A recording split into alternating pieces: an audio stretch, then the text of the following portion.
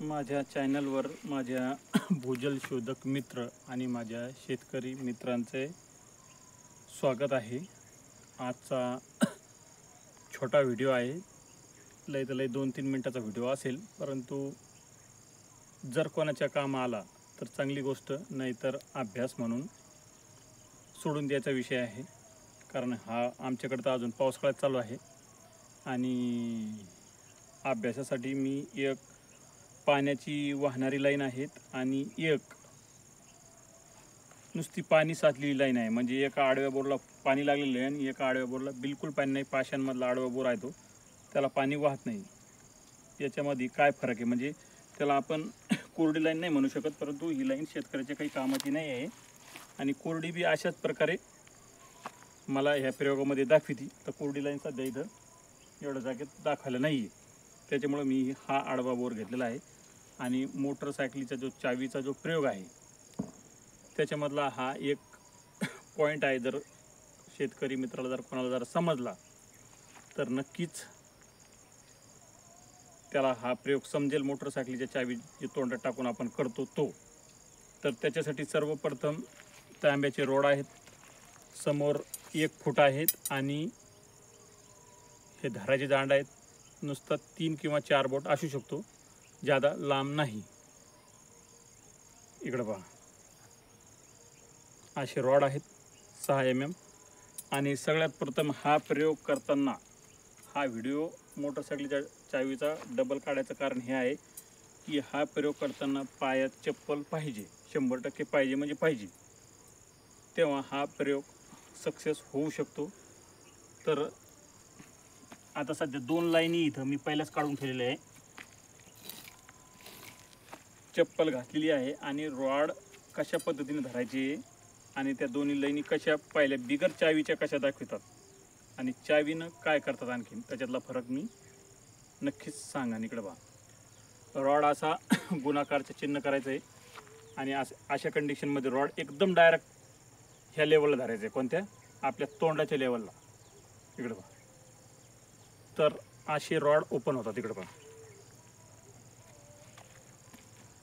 Double दाखवतो मी, इथं line आहे, पायात चप्पल लागते ह्या प्रयोगाला आणि रॉड असे धरावं लागते। इकडे पहा, तर असे रॉड ओपन होतात। ह्या लाईनीवर पण ओपन झाले आणि ह्या लाईनी वर पण ओपन झाले। आता याच्यातली वाहती पाण्याची लाईन कोणती आहे आणि बिगर वाहती कोणती आहे, त्याच्यातला आपल्याला फरक समजायला पाहिजे।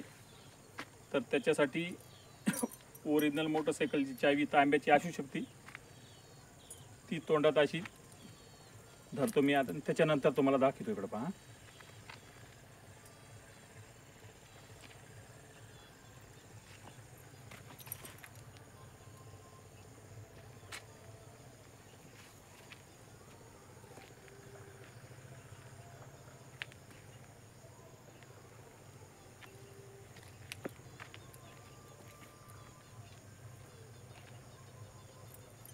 ह्या लाईनीवर दाखवू लागले। इकडे पहा, मोटरसायकलची चावी तोंडात टाकल्यानंतर ह्या लाईनीला दाखवित नाही, मी डबल आणखीन दाखवायचा प्रयत्न करेन तुम्हाला। इकडे पहा, थोडंफार हालचाल करतं पण खुलत नाही। इकडे पहा,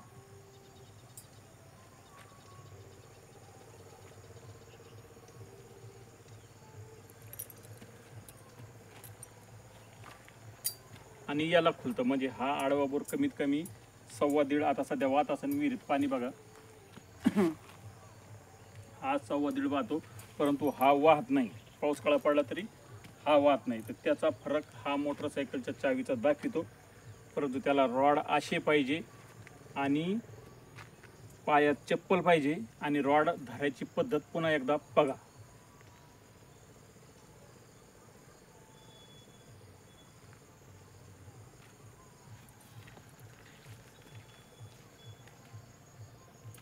आणि चावी काढल्यानंतर आणखीन पुन्हा त्या दोन्ही लाईनी कशा दाखवतात। इकडे पहा,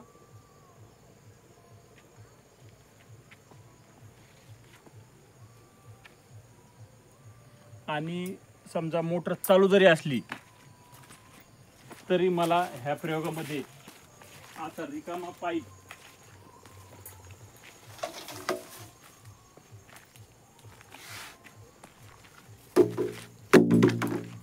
पहिला दाखवतो आणि चावी तोंडात ढाल्यानंतर टाकीत नाही, चावी तोंडात टाकल्यानंतर नसती, चालू जर मोटर असली तर दाखवतो. इकडे पहा, आता चावी नाही तोंडात, हा पाईप कसा दाखला त्याने, इकडे पहा, प्रयोग डबल पहा, इकडे पहा, हा पाईप कसा दाखला त्याने, इकडे पहा.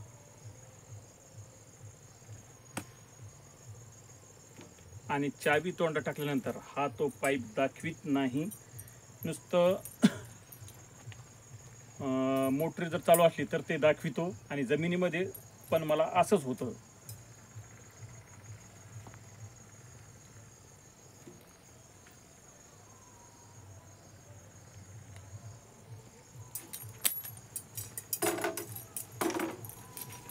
तर हा प्रयोग असा आहे की चालू रनिंग जे पाणी जिवंत असतं त्याला मोटरसायकलची चावी तोंडात टाकल्यानंतर दाखवितं. आणि हा प्रयोग सगळ्याला होत नाही. ज्याला हा होऊ लागला त्यांनी हा प्रयोग घेणे, आणि ज्याला नाही होऊ लागला त्यांनी हा प्रयोग करणे नाही. आणि ज्याला जमू लागला त्यांनी कॉल करणे परत आणखीन. त्याच्याविषयी काही जर माहिती असली तर मी नक्कीच सांगायचा प्रयत्न करेल.